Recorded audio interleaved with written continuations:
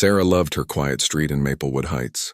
She had bought her small blue house 3 years ago, with her first big paycheck from her new job.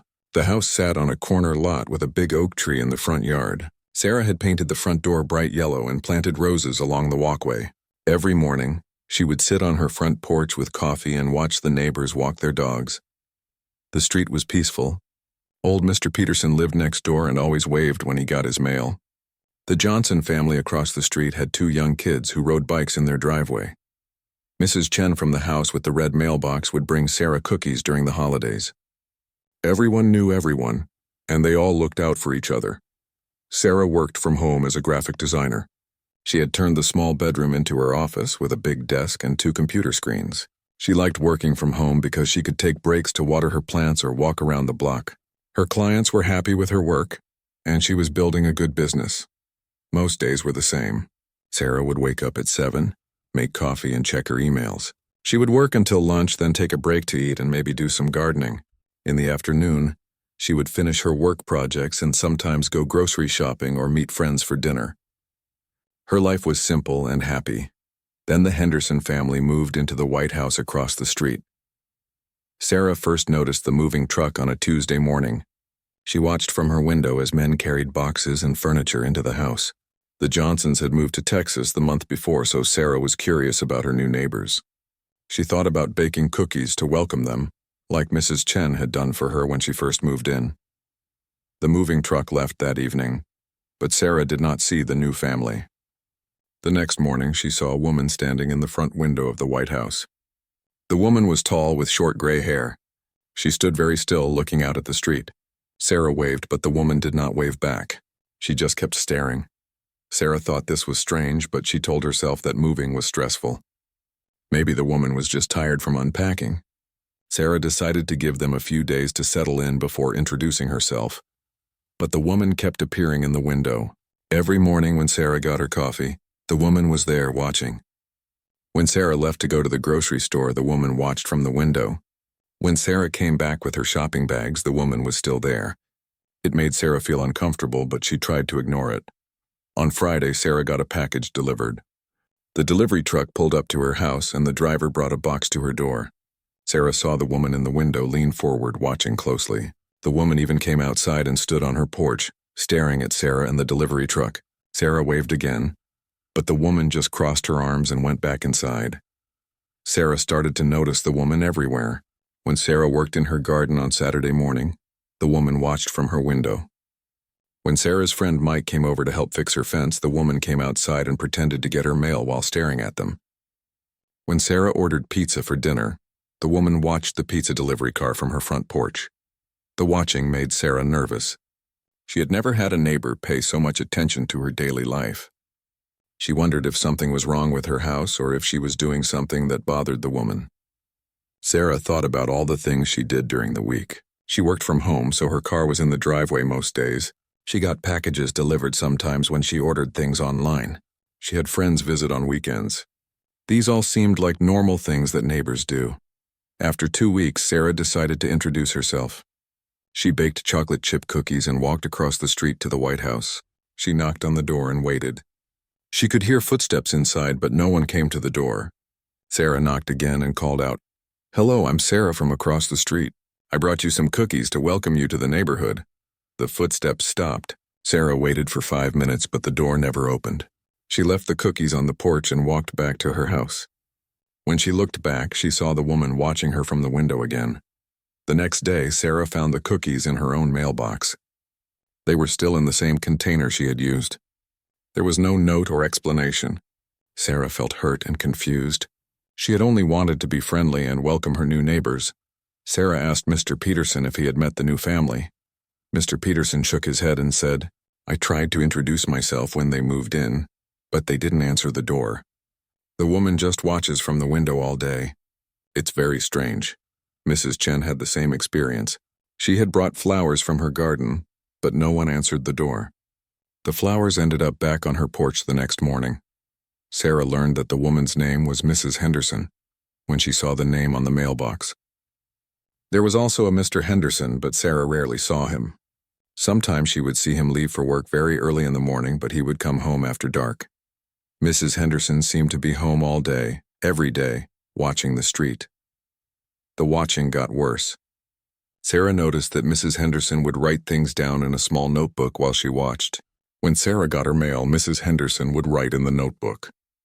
When Sarah put her trash cans out for pickup, Mrs. Henderson would write in the notebook.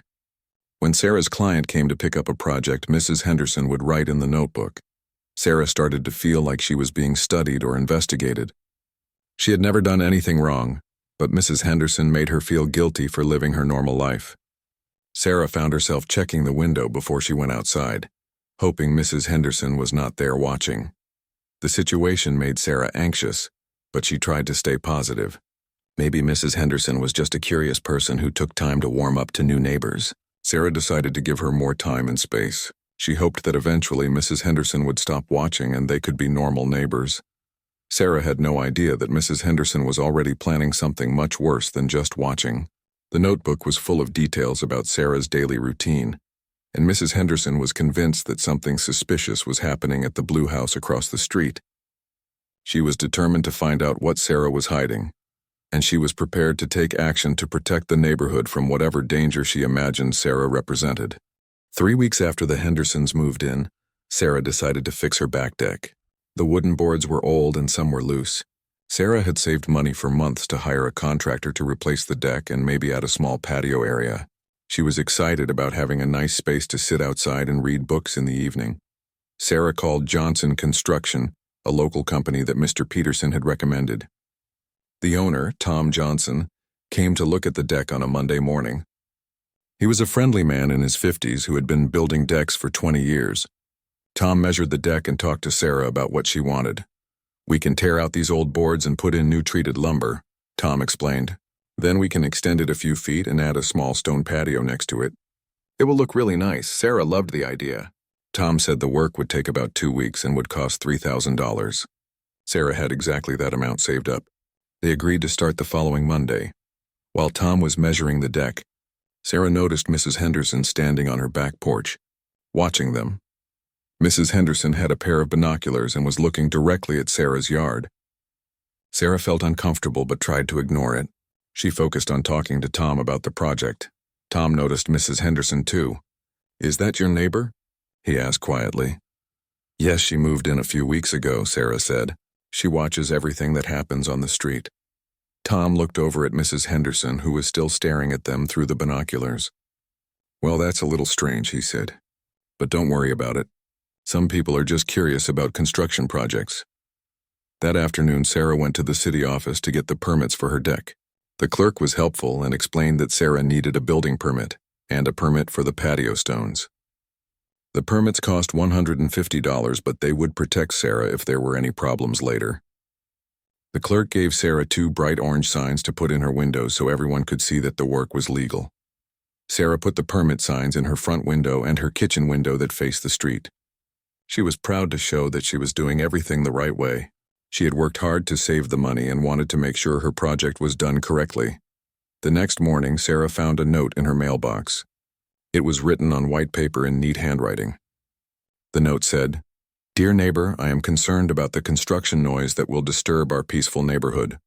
Please be respectful of noise ordinances and property values. A concerned neighbor."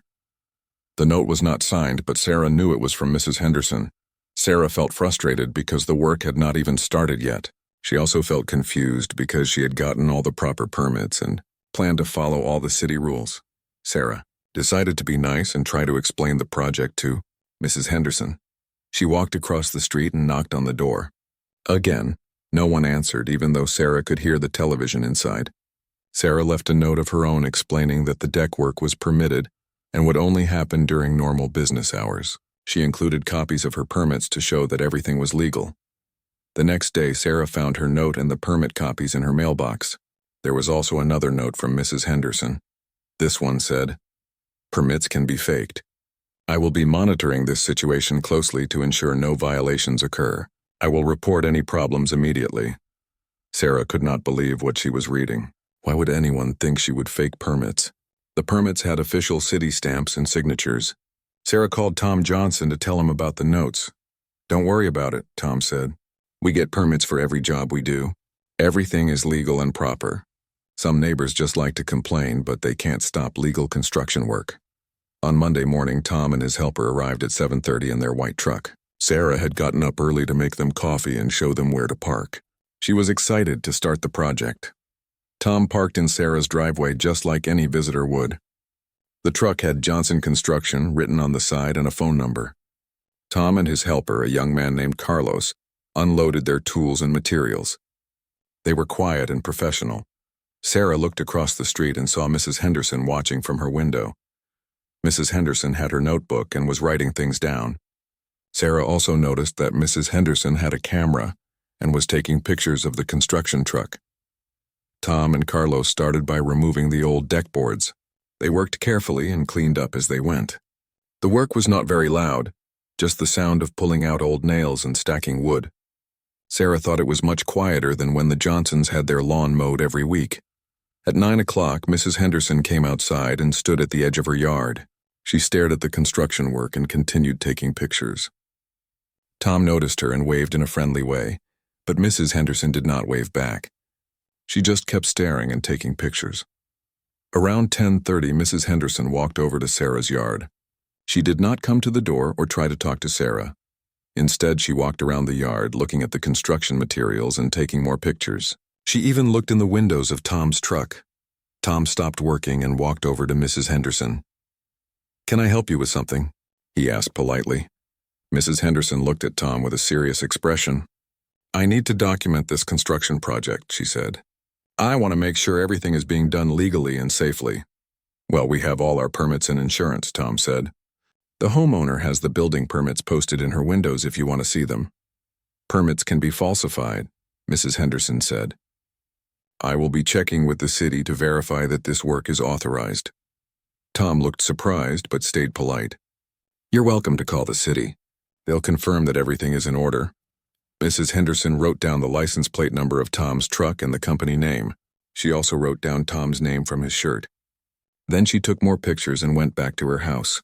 Sarah felt embarrassed and worried. She did not want her contractor to think she lived in a difficult neighborhood. She apologized to Tom for Mrs. Henderson's behavior. "Don't worry about it," Tom said. "We've dealt with difficult neighbors before. As long as you're happy with the work, that's all that matters." But the problems got worse. Every day that week, Mrs. Henderson watched the construction work and took pictures. She would walk around Sarah's yard at different times during the day, always with her camera and notebook. She never asked permission or explained what she was doing. On Wednesday, Mrs. Henderson started timing everything. She would write down when Tom and Carlos arrived, when they took breaks, and when they left. She seemed to be looking for any reason to complain about the work. On Thursday, Mrs. Henderson left another note in Sarah's mailbox. This one said, "The construction workers are parking illegally and making too much noise. The work starts too early and disturbs the peace of the neighborhood. I will be filing complaints with the appropriate authorities." Sarah read the note and felt angry.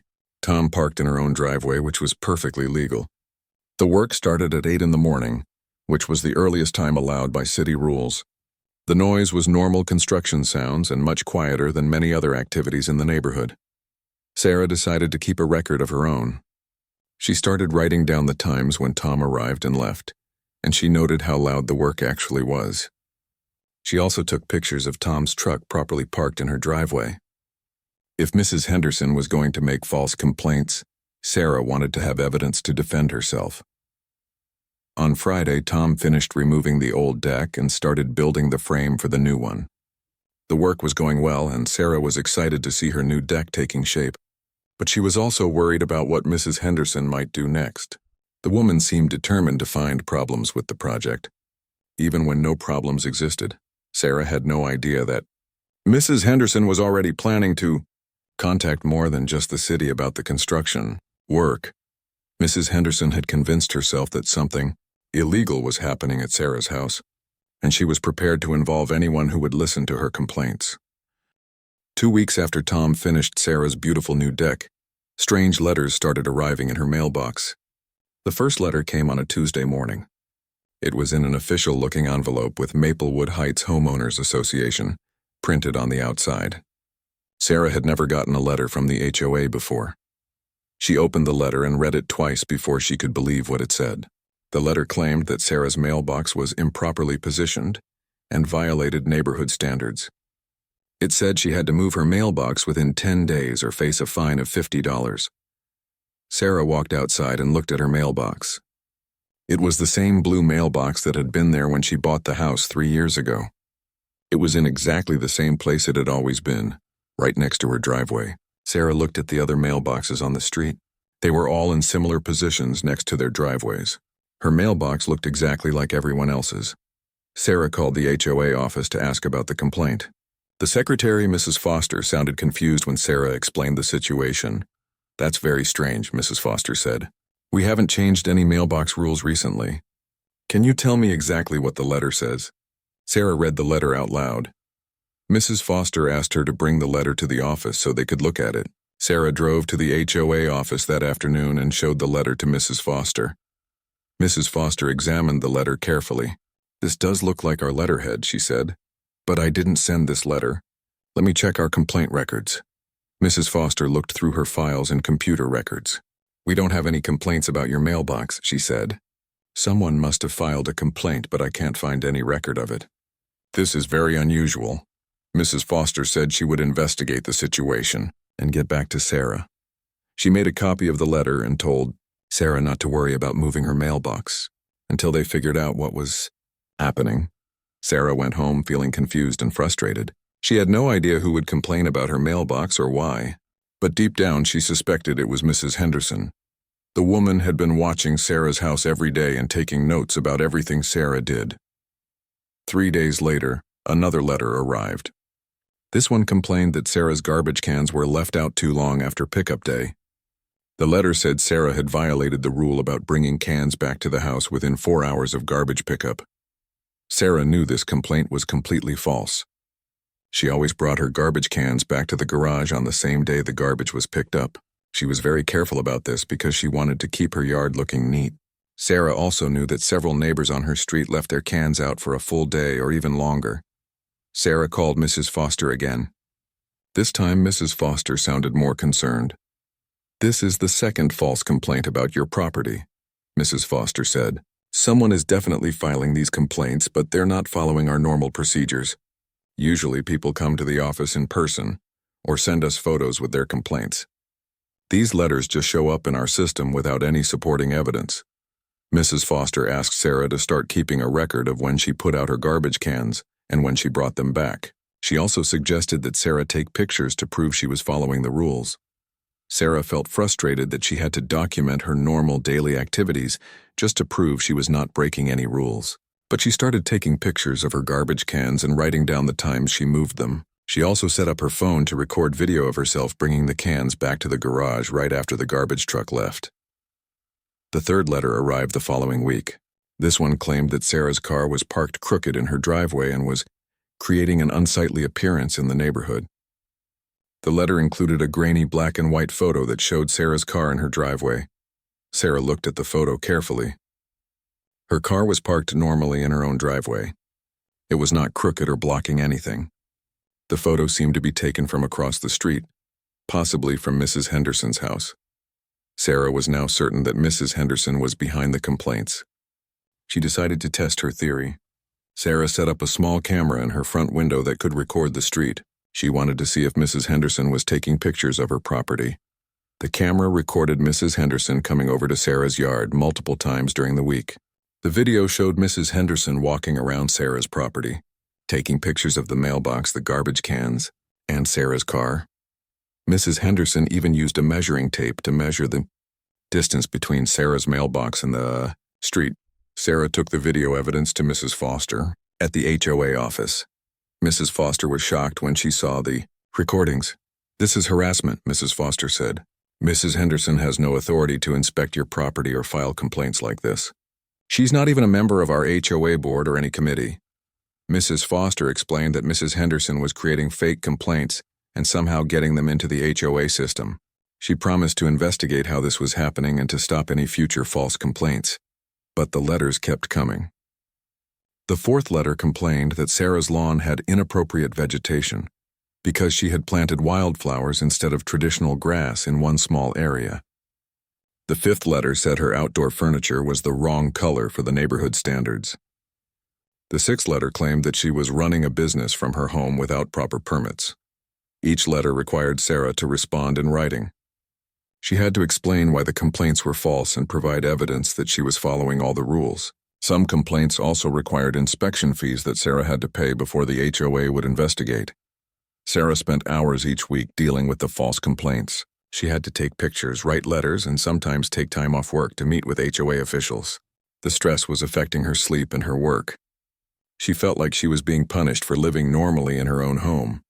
The worst part was that Mrs. Henderson never talked to Sarah directly about any problems. She never asked questions or tried to resolve issues like a normal neighbor would. Instead, she just watched, took pictures, and filed complaints, anonymously. Sarah talked to her other neighbors about the situation. Mr. Peterson was sympathetic and offered to be a witness if Sarah needed one. Mrs. Chen was angry that Mrs. Henderson was causing problems for such a nice neighbor.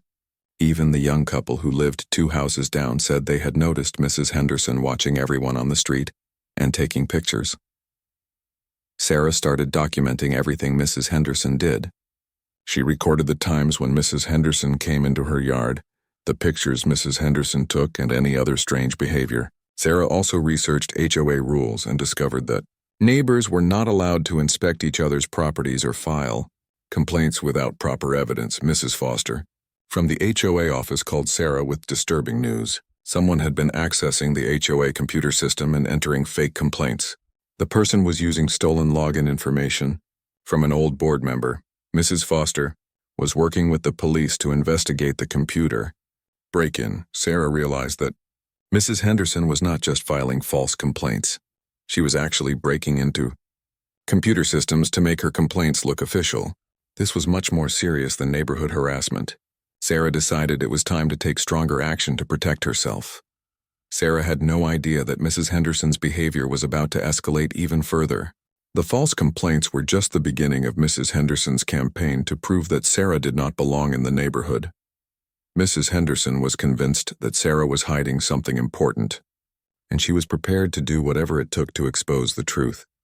On a warm Saturday morning in May, Sarah decided to work in her front garden. She had been planning to plant native wildflowers for months, and she finally had time to start the project. Sarah loved gardening because it helped her relax and made her house look beautiful. She had researched which flowers would grow best in her area and attract butterflies and bees. Sarah put on her old jeans and gardening gloves and gathered her tools. She had bags of special soil, packets of wildflower seeds, and small plants she had bought at the garden center. She planned to replace a section of grass near her front walkway with a colorful flower garden. The morning was perfect for gardening. The sun was shining but not too hot, and there was a gentle breeze. Sarah knelt down and started digging up the grass with her small shovel. She worked slowly and carefully, making sure to remove all the old roots so the new flowers would have room to grow. After about an hour, Sarah heard footsteps on the sidewalk. She looked up and saw Mrs. Henderson walking across the street toward her house. Mrs. Henderson was carrying her usual notebook and pen, and she had a large clipboard with official-looking papers attached to it. Mrs. Henderson stopped at the edge of Sarah's yard and stared at the area where Sarah was working. She did not say hello or ask how Sarah was doing. Instead, she immediately started writing in her notebook while looking at the partially dug flower bed. Sarah tried to be friendly. "Good morning, Mrs. Henderson," she said with a smile. "It's a beautiful day for being outside, isn't it?" Mrs. Henderson did not return the smile. She looked at Sarah with a stern expression and said, "What exactly are you doing to this landscaping?" Sarah was surprised by the unfriendly tone, but she tried to stay positive. "I'm planting a wildflower garden," she explained. "I think it will be really pretty when it's finished, and it will help the local bees and butterflies." Mrs. Henderson wrote something in her notebook and then looked at the clipboard. "This type of landscaping is completely inappropriate for our neighborhood," she said in a cold voice. "We have standards to maintain, and random wildflowers will destroy the aesthetic appeal of the entire street." Sarah felt confused by this reaction. Many houses in the neighborhood had flower gardens instead of plain grass. Mrs. Chen had a beautiful rose garden, and the family 3 houses down had planted colorful tulips and daffodils. Sarah had never heard of any rules against flower gardens. "I checked with the HOA before I started," Sarah said. "There aren't any rules against flower gardens." Several other neighbors have planted flowers instead of grass. Mrs. Henderson shook her head firmly. Those are established traditional gardens with proper flowers, she said. What you're doing is completely different. Wildflowers are basically weeds. They'll spread to other yards and lower everyone's property values. Sarah tried to explain that wildflowers were actually very beneficial for the environment, and that she had chosen varieties that would not spread aggressively, but Mrs. Henderson was not interested in listening. Furthermore, Mrs. Henderson continued, looking at her clipboard, I have serious doubts about whether you have the authority to make these kinds of changes to this property. Sarah stared at Mrs. Henderson in shock. What do you mean? This is my house. I can plant flowers in my own yard. Mrs. Henderson's eyes narrowed. That's what you claim, but I've been observing this property for months now. The patterns I've documented suggest that you may not be the actual owner of this house. Sarah could not believe what she was hearing. Of course I own this house. I bought it 3 years ago. I have a mortgage and pay property taxes. Why would you think I don't own it? Mrs. Henderson consulted her clipboard again. Real homeowners don't behave the way you behave, she said confidently. Real homeowners don't work from home every day. Real homeowners don't get packages delivered constantly. Real homeowners don't have different people visiting all the time. Your lifestyle is consistent with someone who is renting or possibly staying here illegally. Sarah felt her face getting hot with anger and embarrassment. Everything Mrs. Henderson was describing was completely normal behavior for any homeowner. Sarah worked from home because she was a freelance graphic designer. She got packages delivered because she shopped online like millions of other people. She had friends visit because she was a social person who enjoyed entertaining. Mrs. Henderson, Sarah said, trying to keep her voice calm. I think there's been a misunderstanding. I definitely own this house. I can show you my deed and mortgage papers if that would help clear this up. Sarah went into her house and returned with a folder containing her mortgage documents, property deed, and insurance papers. She showed Mrs. Henderson the official documents with her name and the house address clearly printed on them. Mrs. Henderson looked at the papers but did not seem convinced. These documents could easily be falsified, she said dismissively. Anyone with a computer and printer could create fake papers like these. I've seen this kind of fraud before. Sarah was stunned. The documents were clearly real. They had official seals, raised letters, and signatures from the bank and county offices. No one could fake documents like these with a home computer. Mrs. Henderson, these are real legal documents from the bank and the county, Sarah said. You can call the county recorder's office if you want to verify that I own this house. But Mrs. Henderson was not interested in facts or evidence. She had convinced herself that Sarah was not the real owner of the house, and she was not going to change her mind no matter what proof Sarah provided. I'll be conducting my own investigation, Mrs. Henderson announced. If you are who you claim to be, then you have nothing to worry about. But if you're trying to deceive the neighborhood about your true status, I will expose the truth. Mrs. Henderson turned around and walked back to her house, leaving Sarah standing in her front yard holding her property documents. Sarah felt shaken and angry. She had never experienced anything like this before. Mrs. Henderson was essentially accusing her of identity theft and fraud, based on nothing more than the fact that Sarah worked from home and got packages delivered. Sarah called her friend Mike to tell him what had happened. Mike was outraged on Sarah's behalf. That woman is completely crazy, Mike said. You can't just accuse someone of not owning their house because you don't like how they live. What's she going to do next, demand to see your birth certificate? Sarah tried to laugh, but she felt worried. Mrs. Henderson seemed very determined and had already shown that she was willing to file false complaints and harass Sarah over minor issues. If Mrs. Henderson really believed that Sarah was living in the house illegally, she might escalate her harassment to a whole new level. Sarah decided to call Mrs. Foster at the HOA office to report Mrs. Henderson's accusations. Mrs. Foster was shocked when Sarah described the conversation. Mrs. Henderson has no authority to investigate anyone's ownership status, Mrs. Foster said. That's completely outside the scope of HOA responsibilities. Home ownership is verified when people join the HOA, and your ownership was confirmed when you bought the house. Mrs. Foster promised to send Mrs. Henderson a letter reminding her that she had no right to question other residents' ownership status or harass them about their personal lives. But Sarah had a bad feeling that Mrs. Henderson was not going to be stopped by a letter from the HOA. The woman seemed obsessed with proving that Sarah did not belong in the neighborhood. and Sarah was afraid that Mrs. Henderson might do something even more drastic to try to expose what she believed was Sarah's deception. Sarah finished planting her wildflower garden that afternoon, but she did not enjoy it as much as she had planned. Every few minutes, she would look over at Mrs. Henderson's house and see the woman watching her from the window. Sarah felt like she was being studied by someone who had already decided she was guilty of some crime. That evening, Sarah double-checked all her doors and windows before going to bed. She had never felt unsafe in her neighborhood before, but Mrs. Henderson's accusations had made her realize that her neighbor was not just nosy or unfriendly.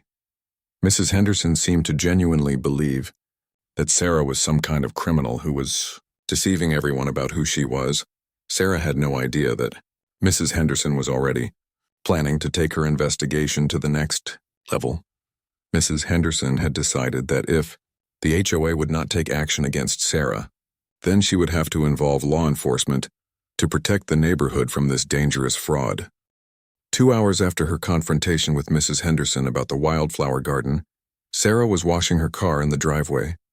It was a peaceful Saturday afternoon, and she enjoyed the simple task of cleaning her blue Honda Civic. She had the radio playing softly and was humming along to her favorite songs. While she scrubbed the wheels with soapy water, Sarah loved washing her car by hand instead of going to the car wash. It saved money and gave her time to think and relax. She had done this same routine hundreds of times since moving into the house. Her neighbors often waved when they walked by, and sometimes they would stop to chat while she worked. The weather was perfect for car washing. The sun was bright but not too hot, and there was enough breeze to keep the soap from drying too quickly on the car's surface. Sarah had laid out all her supplies, buckets of soapy water, clean rags, a hose, and car wax for when she finished washing. She was rinsing soap off the back window when she heard the first siren in the distance. Sarah did not think much about it. Sirens were common in the city, and emergency vehicles passed through the neighborhood regularly. She continued washing her car and singing along with the radio, but the siren got louder instead of fading away. Soon Sarah could hear a second siren, then a third. The sounds were definitely getting closer to her street. Sarah stopped washing and listened more carefully. The siren seemed to be coming toward her neighborhood. Sarah looked up and saw the first police car turn onto her street. The car was driving slowly with its lights flashing, but the siren turned off. Behind it came a second police car, then a third. All 3 cars were heading directly toward her house. Sarah felt confused and worried. She could not think of any reason why police cars would be coming to her street. There had not been any accidents or crimes in the neighborhood recently. Sarah wondered if something had happened to one of her neighbors. The first police car pulled up in front of Sarah's house and parked at the curb. The second car parked behind it, and the third car parked across the street. Sarah stood in her driveway holding a wet rag, watching as police officers got out of their cars. 3 officers approached Sarah while she stood next to her car. The lead officer was a tall man with gray hair, who looked like he had been a policeman for many years. Behind him were a younger woman officer and a young man who looked like he might be new to the job. "Ma'am," the lead officer said in a serious voice, "we received a report about suspicious activity at this address. Can I see some identification?" Sarah felt her heart start beating faster. "Suspicious activity?" she asked. "What kind of suspicious activity?" "I'm just washing my car in my own driveway." The lead officer looked at Sarah carefully, then glanced at the house behind her. "We got a call about someone attempting to break into this residence. The caller said there was a suspicious person trying to gain unauthorized access to the property." Sarah stared at the officer in complete shock. "Break into the house? This is my house. I live here. I own this house." The woman officer stepped forward. "Ma'am, we need to verify your identity and your right to be on this property. Do you have identification with this address on it?" Sarah felt like she was in a bad dream. She was being questioned by police officers for the crime of washing her car in her own driveway. She looked around and saw neighbors starting to come outside to see what was happening. Mrs. Chen was standing on her porch looking worried. Mr. Peterson was walking across his yard, toward the police cars. "Of course I have identification," Sarah said. "Let me get my purse from inside the house." "Ma'am, please don't go into the house right now," the lead officer said. "Can you tell us where your identification is? We'll accompany you to get it." Sarah realized that the police officers thought she might be a burglar who was trying to trick them into letting her into the house. The situation was so ridiculous that she almost wanted to laugh, but she was too upset and embarrassed. "My purse is sitting on the kitchen counter just inside the front door," Sarah explained. "It has my driver's license and other ID. I also have mortgage papers and utility bills that show I live here." The young male officer spoke for the first time. "How long have you been at this property today?" "I've been here all day," Sarah said. "I live here. I woke up in my bedroom this morning, made coffee in my kitchen, worked in my office, planted flowers in my garden, and now I'm washing my car. This is my normal Saturday routine." The officers exchanged glances. Sarah could tell they were starting to realize that something was wrong with the complaint they had received. The young officer looked embarrassed, and the woman officer was looking around at the neighbors who were gathering to watch. "Who called about the break-in?" Sarah asked. "Because I think someone made a mistake or maybe called about the wrong address." The lead officer consulted his notes. "The caller said they witnessed someone attempting to break into this house. They said the person had been acting suspiciously around the property all day." Sarah looked across the street and saw Mrs. Henderson standing on her front porch. Mrs. Henderson had her arms crossed and was watching the scene with satisfaction. Sarah suddenly understood exactly what had happened. "Officer," Sarah said, "I think Mrs. Henderson across the street called you. She's been harassing me for weeks because she thinks I don't really live here. She accused me this morning of not being the real owner of my house." The officers looked across the street at Mrs. Henderson. The woman officer walked over to talk to her while the other two officers stayed with Sarah. Sarah went into her house with the male officer and got her purse. She showed the officers her driver's license, which had her name and address clearly printed on it. She also got her mortgage documents, utility bills, and car registration, all showing that she lived at this address and owned the property. The lead officer examined all the documents carefully. "These all look legitimate," he said. "You clearly live here and own this house. I'm sorry for the confusion." The woman officer returned from talking to Mrs. Henderson. She looked frustrated and a little angry. "The caller claims she has been monitoring suspicious activity at this address for several weeks. She says the person living here doesn't behave like a normal homeowner." Sarah felt her face get hot with embarrassment and anger. "That's ridiculous. I work from home, so my car is here during the day. I get packages delivered because I shop online. I have friends visit on weekends. These are all completely normal things that homeowners do." The young officer nodded. "Ma'am, you're absolutely right. There's nothing suspicious about any of those activities. Working from home is very common now." The lead officer sighed and shook his head. "Unfortunately, we get calls like this sometimes. People make assumptions about their neighbors and call the police instead of talking to each other directly." The woman officer looked across the street at Mrs. Henderson again. "The caller also claims to be the president of the Homeowners Association and says she has authority to investigate residents." Sarah laughed bitterly. "She's not the HOA president. I've been dealing with false complaints from her for weeks.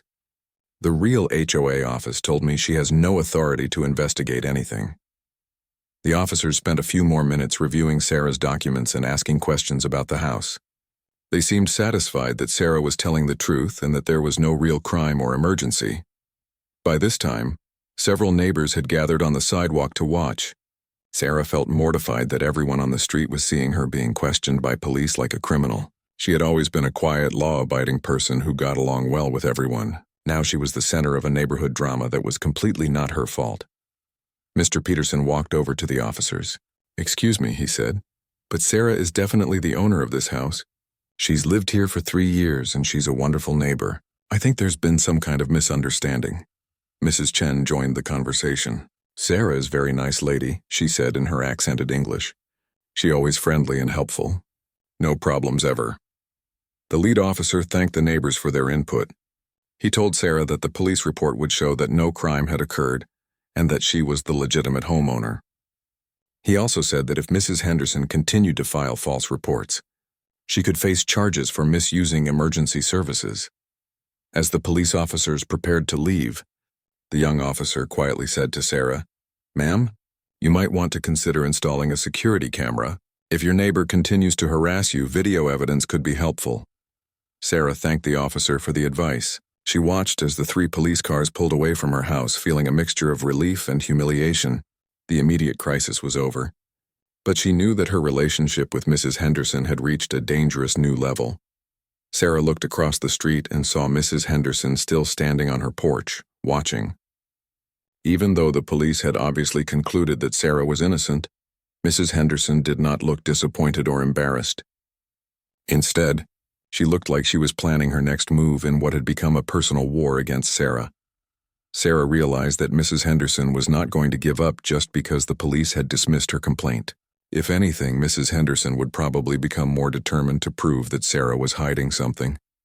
Sarah felt afraid for the first time since moving into her peaceful neighborhood.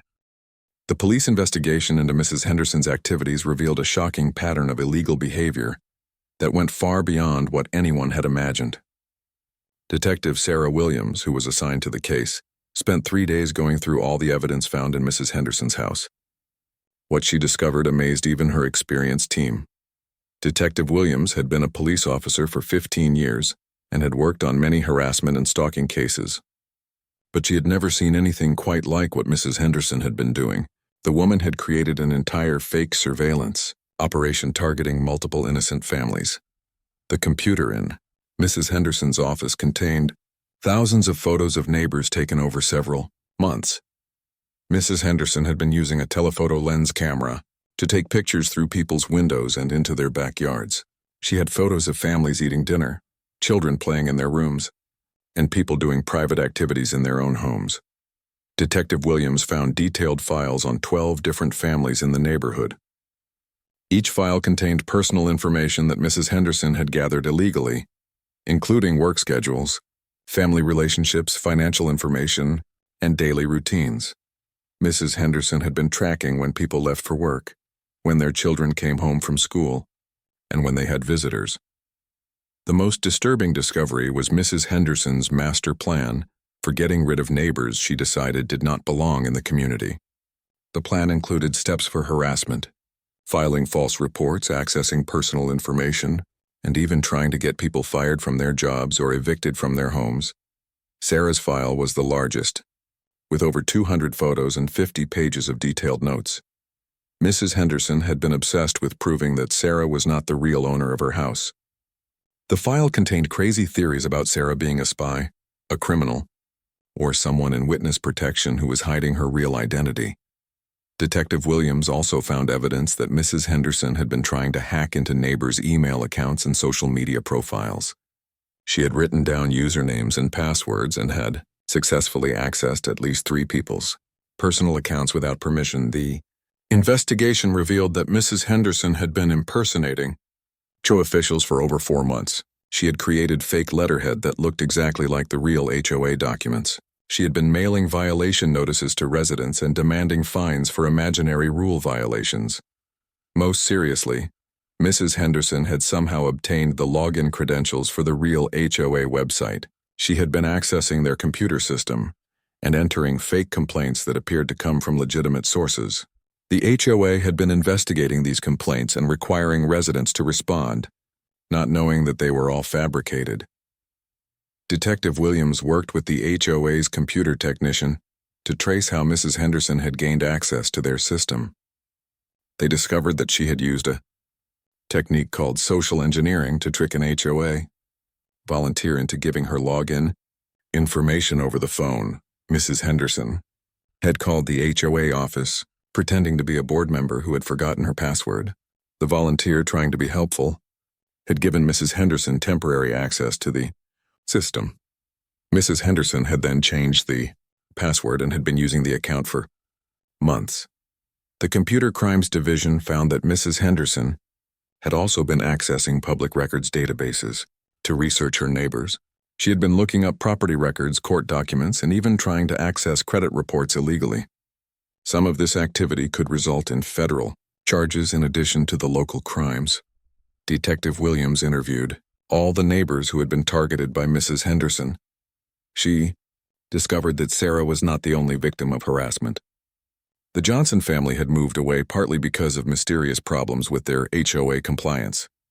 An elderly couple had paid hundreds of dollars in fake fines before realizing the violations were not real. Mr. Peterson told Detective Williams that Mrs. Henderson had been taking pictures of his house and yard for months. She had even been going through his garbage and photographing the contents.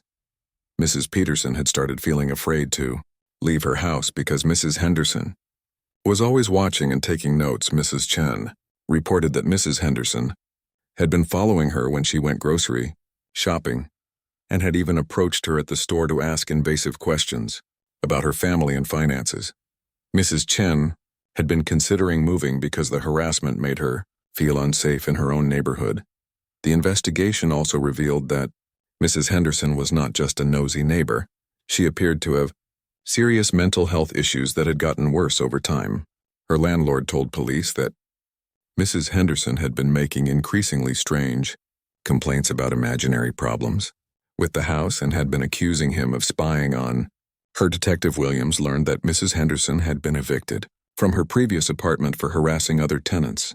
The pattern of behavior was escalating, and Mrs. Henderson seemed to be getting more paranoid and aggressive toward anyone she perceived as a threat.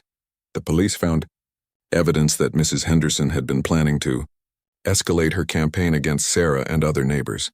She had researched how to file false reports with other agencies, including code enforcement, the IRS, and even immigration services.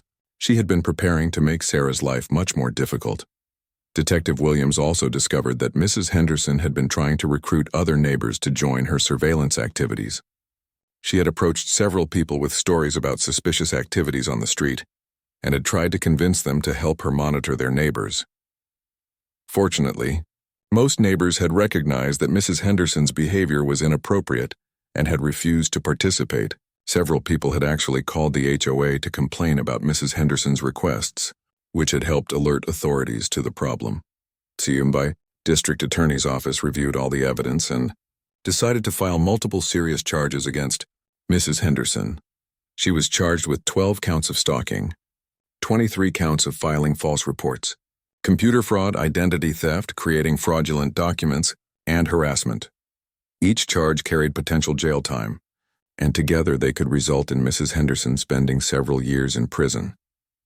The prosecutor explained that the case was particularly serious because Mrs. Henderson had targeted multiple victims and had used sophisticated methods to commit her crimes. Mrs. Henderson's lawyer tried to argue that she was just a concerned neighbor who had made some mistakes, but the evidence was overwhelming, and the pattern of behavior was clearly criminal rather than just neighborly concern.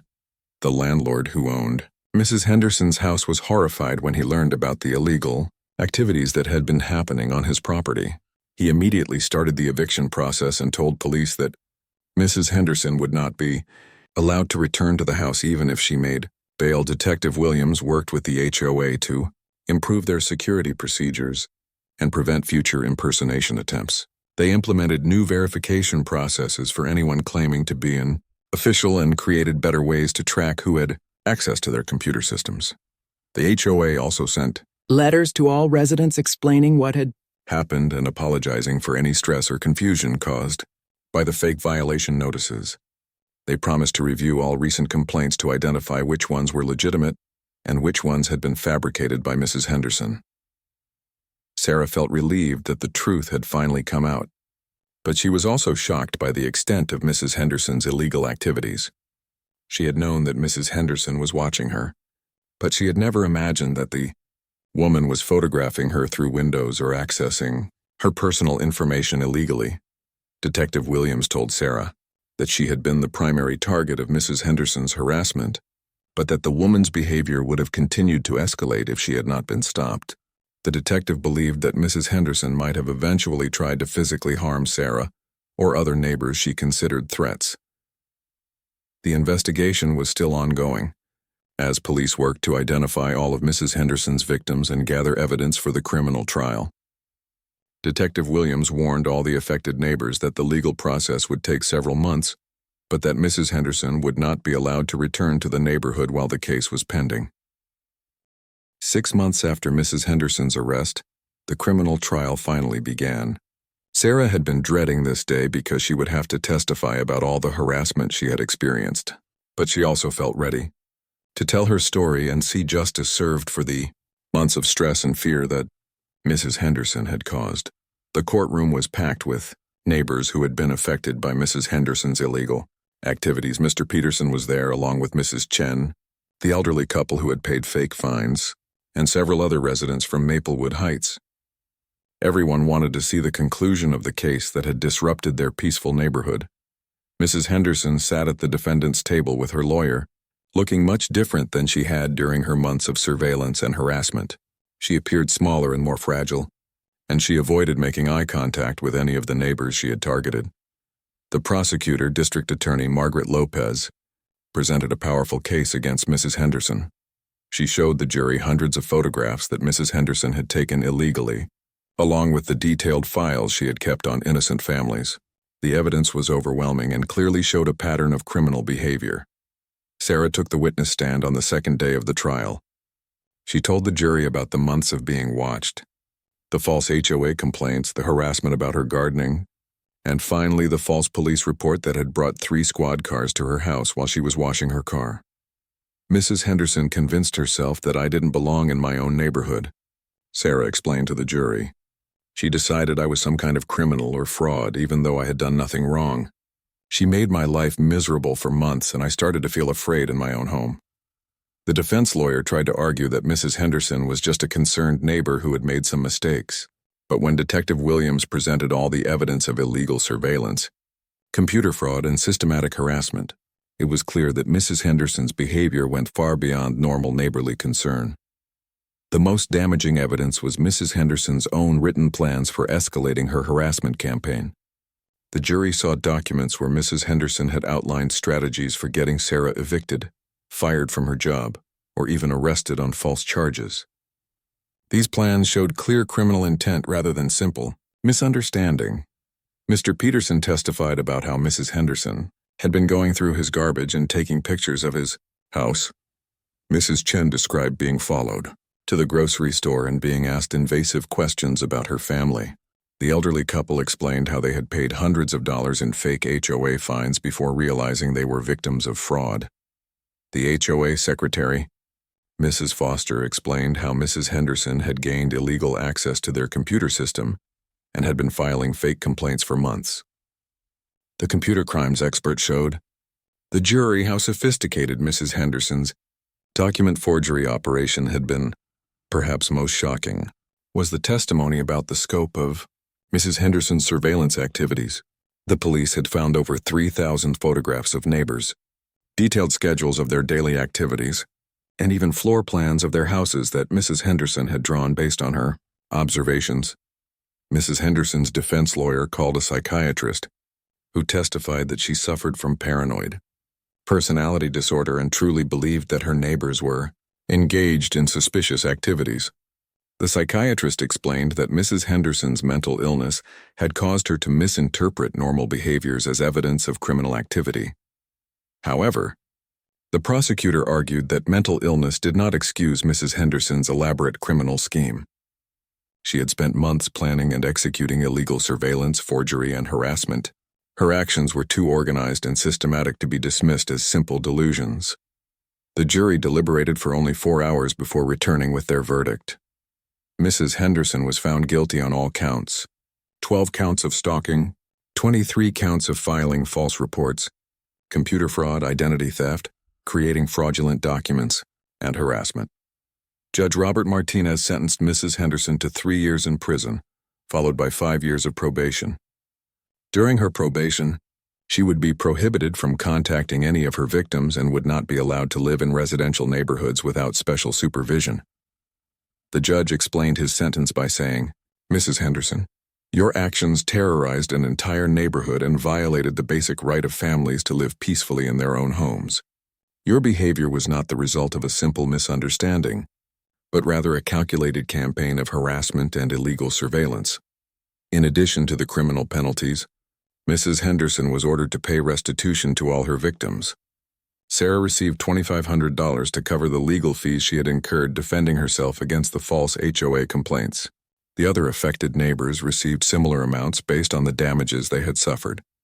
Mrs. Henderson's landlord had already evicted her and sold the house to a nice family with young children.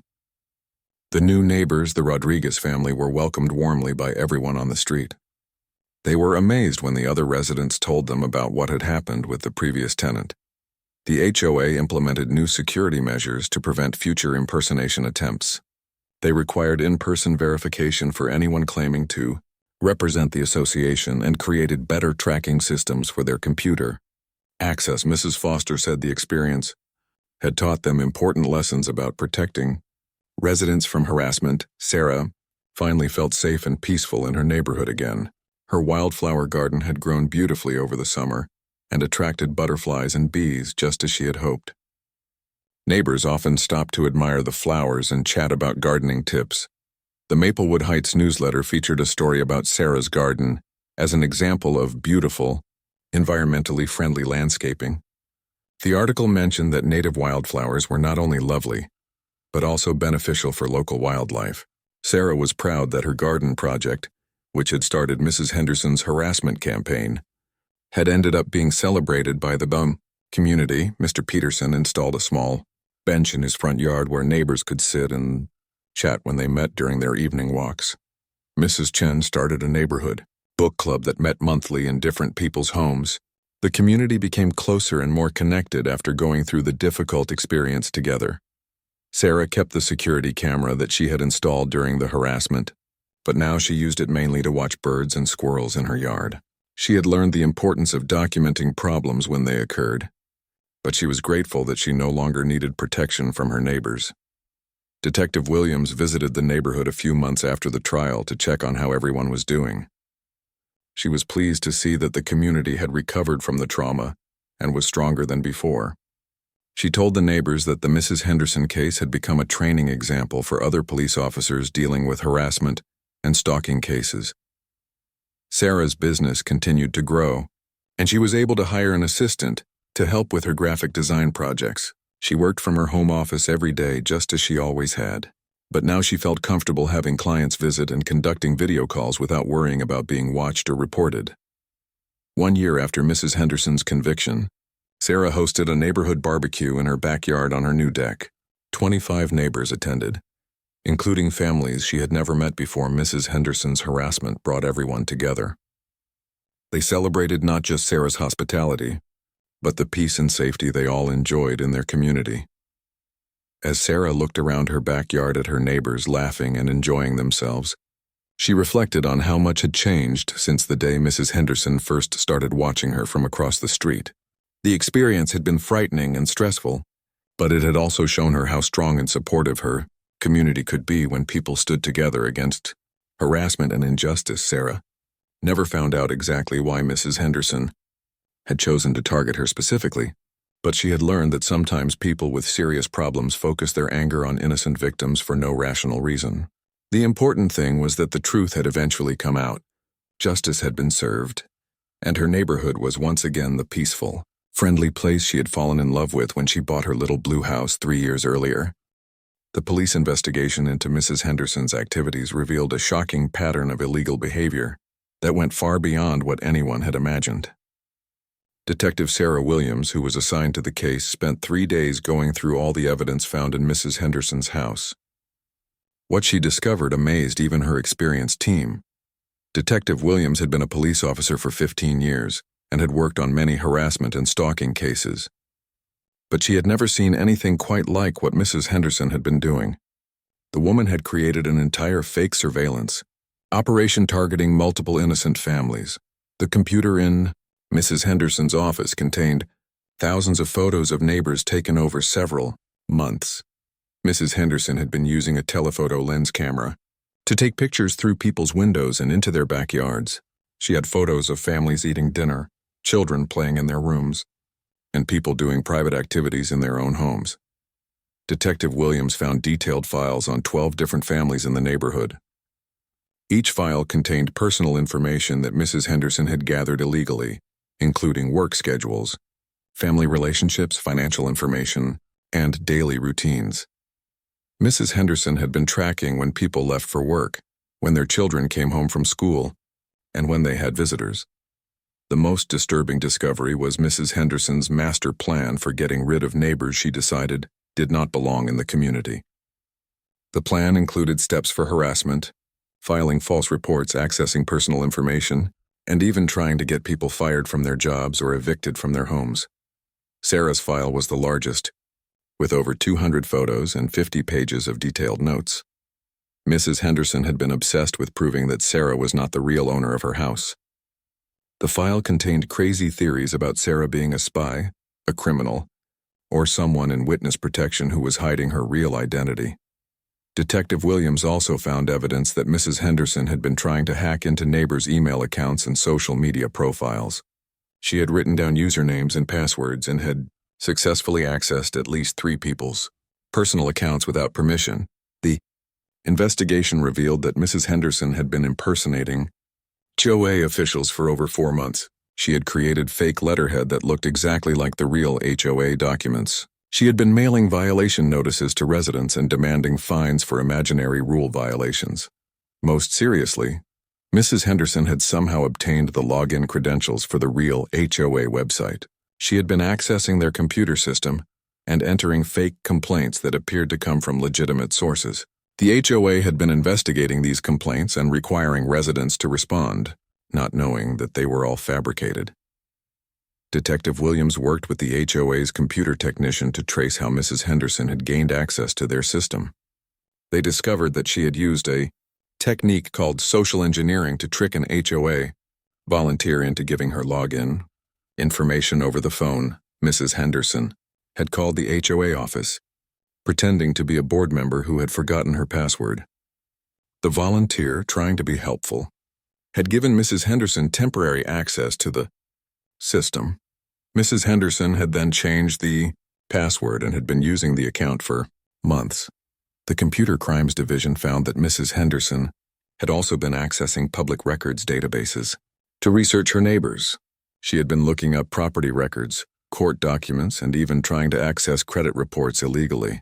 Some of this activity could result in federal charges in addition to the local crimes. Detective Williams interviewed all the neighbors who had been targeted by Mrs. Henderson. She discovered that Sarah was not the only victim of harassment. The Johnson family had moved away partly because of mysterious problems with their HOA compliance. An elderly couple had paid hundreds of dollars in fake fines before realizing the violations were not real. Mr. Peterson told Detective Williams that Mrs. Henderson had been taking pictures of his house and yard for months. She had even been going through his garbage and photographing the contents. Mrs. Peterson had started feeling afraid to leave her house because Mrs. Henderson was always watching and taking notes. Mrs. Chen reported that Mrs. Henderson had been following her when she went grocery shopping and had even approached her at the store to ask invasive questions about her family and finances. Mrs. Chen had been considering moving because the harassment made her feel unsafe in her own neighborhood. The investigation also revealed that Mrs. Henderson was not just a nosy neighbor. She appeared to have serious mental health issues that had gotten worse over time. Her landlord told police that Mrs. Henderson had been making increasingly strange complaints about imaginary problems with the house and had been accusing him of spying on her. Detective Williams learned that Mrs. Henderson had been evicted from her previous apartment for harassing other tenants. The pattern of behavior was escalating, and Mrs. Henderson seemed to be getting more paranoid and aggressive toward anyone she perceived as a threat. The police found evidence that Mrs. Henderson had been planning to escalate her campaign against Sarah and other neighbors. She had researched how to file false reports with other agencies, including code enforcement, the IRS, and even immigration services. She had been preparing to make Sarah's life much more difficult. Detective Williams also discovered that Mrs. Henderson had been trying to recruit other neighbors to join her surveillance activities. She had approached several people with stories about suspicious activities on the street and had tried to convince them to help her monitor their neighbors. Fortunately, most neighbors had recognized that Mrs. Henderson's behavior was inappropriate and had refused to participate. Several people had actually called the HOA to complain about Mrs. Henderson's requests, which had helped alert authorities to the problem. The district attorney's office reviewed all the evidence and decided to file multiple serious charges against Mrs. Henderson. She was charged with 12 counts of stalking, 23 counts of filing false reports, computer fraud, identity theft, creating fraudulent documents, and harassment. Each charge carried potential jail time. and together they could result in Mrs. Henderson spending several years in prison. The prosecutor explained that the case was particularly serious because Mrs. Henderson had targeted multiple victims and had used sophisticated methods to commit her crimes. Mrs. Henderson's lawyer tried to argue that she was just a concerned neighbor who had made some mistakes. But the evidence was overwhelming, and the pattern of behavior was clearly criminal rather than just neighborly concern. The landlord who owned Mrs. Henderson's house was horrified when he learned about the illegal activities that had been happening on his property. He immediately started the eviction process and told police that Mrs. Henderson would not be allowed to return to the house even if she made bail. Detective Williams worked with the HOA to improve their security procedures and prevent future impersonation attempts. They implemented new verification processes for anyone claiming to be an official and created better ways to track who had access to their computer systems. The HOA also sent letters to all residents explaining what had happened and apologizing for any stress or confusion caused by the fake violation notices. They promised to review all recent complaints to identify which ones were legitimate and which ones had been fabricated by Mrs. Henderson. Sarah felt relieved that the truth had finally come out, but she was also shocked by the extent of Mrs. Henderson's illegal activities. She had known that Mrs. Henderson was watching her, but she had never imagined that the woman was photographing her through windows or accessing her personal information illegally. Detective Williams told Sarah that she had been the primary target of Mrs. Henderson's harassment, but that the woman's behavior would have continued to escalate if she had not been stopped. The detective believed that Mrs. Henderson might have eventually tried to physically harm Sarah or other neighbors she considered threats. The investigation was still ongoing, as police worked to identify all of Mrs. Henderson's victims and gather evidence for the criminal trial. Detective Williams warned all the affected neighbors that the legal process would take several months, but that Mrs. Henderson would not be allowed to return to the neighborhood while the case was pending.